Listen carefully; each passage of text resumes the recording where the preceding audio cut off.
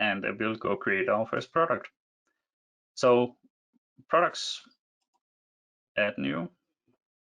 So now all the configuration is done, and you can start to build a product that you can sell on your website, and when there is a purchase, it's sent to our global network for local printing and shipping, correct? Exactly. So I'll set up book. We will call it my book and give it a short description. A book about something. Then these are all standard elements from here, but where we start to get a little custom integration here from Cloudprinter is that the product is a Cloudprinter.com product. When we click on that, it's similar to having a virtual or downloadable product. This is just a product that needs to be processed to the Cloudprinter ordering API afterwards. We set a price for it. Let's say we want to set €25 for this book. And then we have the Cloudprinter.com tab here that appeared at the moment we checked it off as a Cloudprinter product. When we select, click there, we need to select the product category, and this is kind of the guiding into figuring out what product is the one we are setting up here. What is that matching with in Cloudprinter terms? So I want to make a textbook in full color. So I select that. I want to have a perfect binding book, an A4, and I want it to be a portrait and full color toner. Then every time we make a selection, it will call back to Cloudprinter, actually using the PHP SDK, and it will ask, okay, if we have this product, which paper options are then available, which cover paper is available, and which finishing is available. So all of these options, they are dynamically retrieved from the Cloudprinter APIs. And this is the part Martin is talking about, that you can do a lot of this without coding. The SDK helps you a certain step of in this direction, and the rest that we have done here with the plugins to WooCommerce, that is doing the rest. So we have it up in a user interface that everybody can use. So to set up the book, the rest of it, we say how many pages it is, and we say we want to sell this book in quantities of 1. We can either upload files to it, or we can set a link to a file.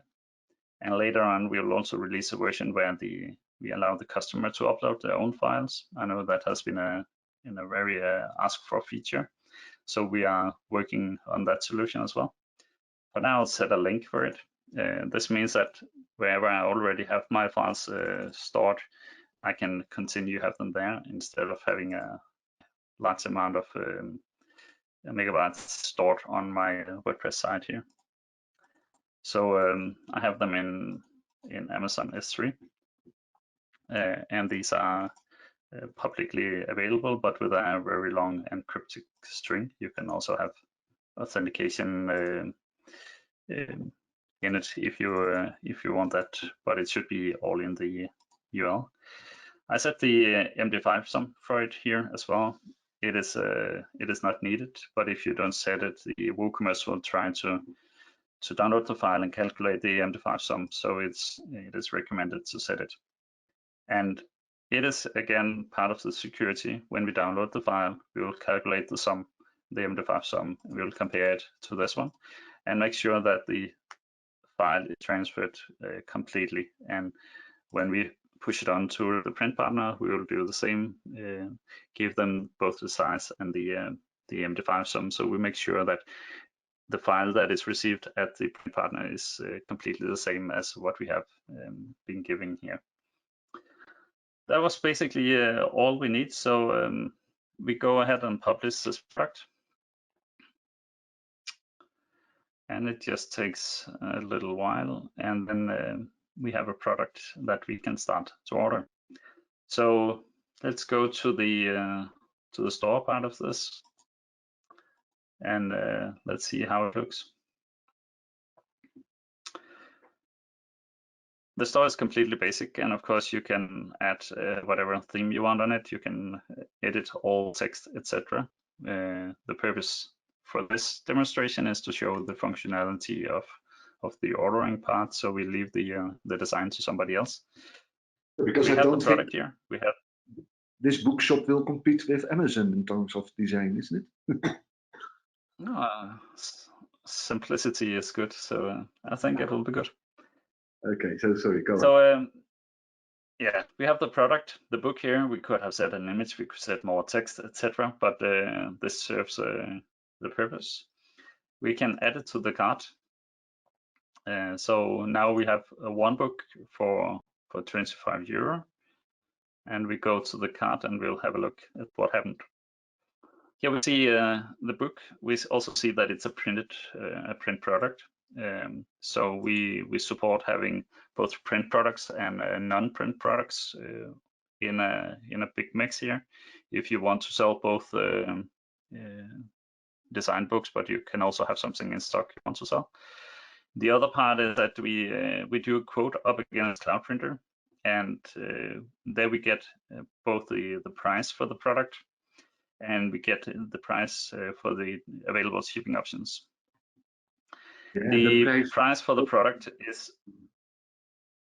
You can tell what I wanted to ask. Go ahead. Yeah.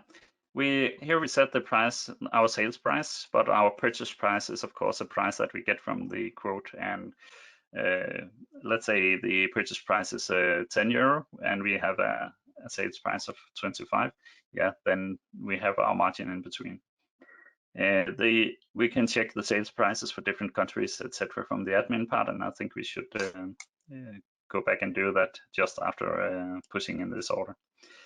So the shipping costs, these are the exact shipping costs that is coming from the quote, and let's just select one of them, and we see that the price is then updated with that.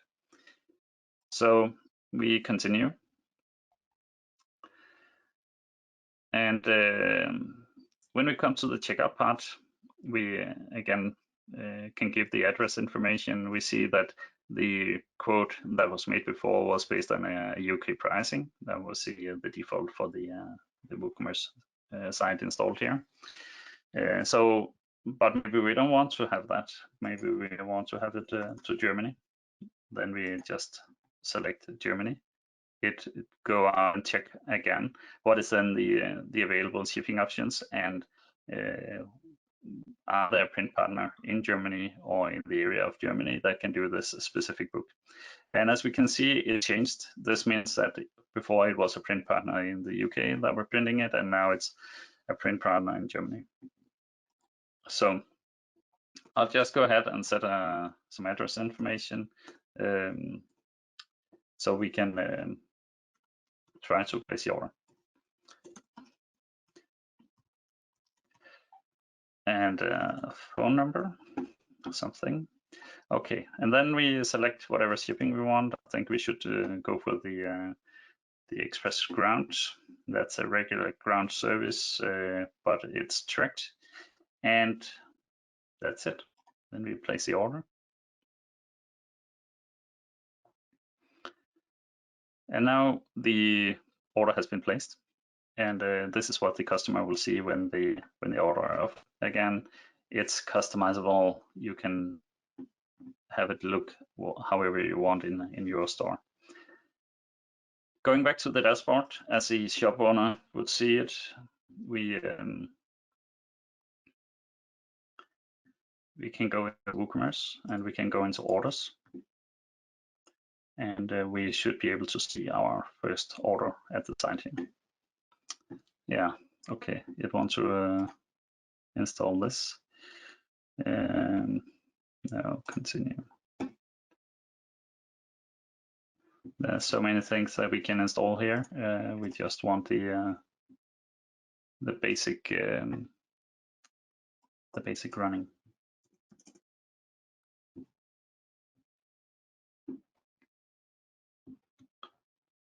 Okay, WooCommerce orders.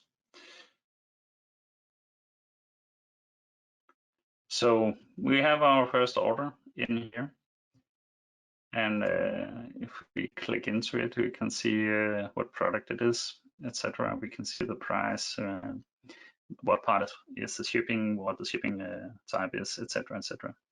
As we in this setup selected that we wanted to have an accept payment instead of having a Stripe or a Klarna or a PayPal integration, then we have to do something on our own to accept the order. And what happens when we accept the order is that the WooCommerce accepts the order, and from there the Cloudprinter plugin takes over. It generates an order in the format of that Cloudprinter needs. It uses the PHP SDK and it communicates with the Cloudprinter APIs. So all of that is kind of taken away in this. So let's just put it in the processing state. This is what the a Stripe would do when it comes back and say that payment is complete. We click update on it, and then it just takes a little bit of time. Here we see that now the order has been order updated, and let's just go to the to our Cloudprinter dashboard again. So just quickly telling what the parts are for those that haven't seen it before. We have the first is the dashboard. We have the overview of our orders. We have some configuration that we can do depending on what client type this is. This is a print cloud account, so it's designed for these app integrations. Some of the apps are listed here. We have our administration part for setting up our credit card payment, seeing our invoices, our company details, etc. User administration, you can have multiple users, etc. So, but let's just go to the order part and see. I cheated a little bit just before we started the webinar, pushed in a test order just to make sure that everything was working. And the next thing, the next order we have here is the one that was just pushed in at this moment. You can see it's actually the system is working on it. Even though it's a sandbox order, it's processed by the live order processor, and everything is done exactly as it would be if it was a real order. And now it's complete. This also means that we have received signals back to WooCommerce saying with the tracking code and everything. But I'll just click into it, and we can see that it's whatever courier is selected. We have a tracking code on it already. We have this this book with the 100 pages. It was the textbook A4 portrait full color, etc. And we have the files here. So everything that we set up during the order and during setup of the product has been used to generate an order that is getting pushed into Cloudprinter.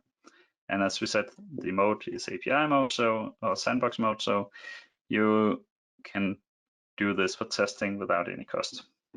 It goes into sandbox complete mode, meaning that we have processed it all the way just before we will push it to the print partner. When we go back to our order here, I'll just do a refresh, and let's see if we have received some information back from Cloudprinter. This getting signals back is also done in the same way as the integration. We push the order to Cloudprinter, to the API, and we receive signals, etc., back to our WooCommerce site. I see the signals have not been received yet, and there's up to 1 to 2 minutes delay when we are busy, and I can see that a lot of orders is getting processed at the moment. So we'll check back to that a little bit later.